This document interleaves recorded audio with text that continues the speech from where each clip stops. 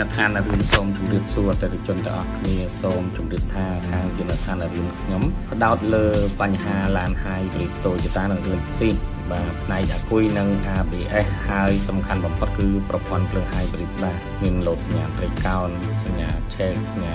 ABS អាគុយឧទានបាល់ភ្លើងបាទយើងមានទទួលធ្វើបាទនិងมันមានទទួលធ្វើខាងឡានសាំងសុតឡាន5ម៉ាស៊ុត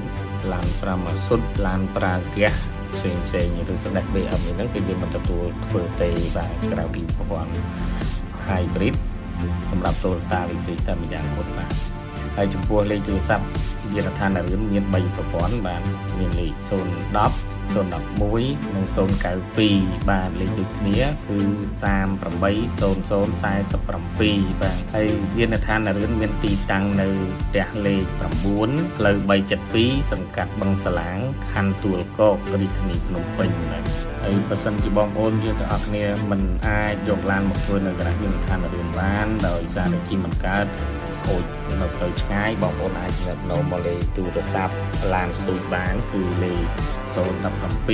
33 29 បាទ070ក៏លេខនឹងដូចគ្នា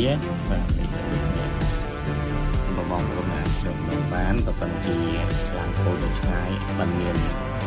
មិនអាចយកមកបានសូមទំនាក់ទំនងទៅគាត់ហើយប្រាប់ថានៅយកមកកន្លែងយានដ្ឋានរឿនពេលនោះគាត់នឹងដឹកយកមកហើយបាទហើយចំពោះសេ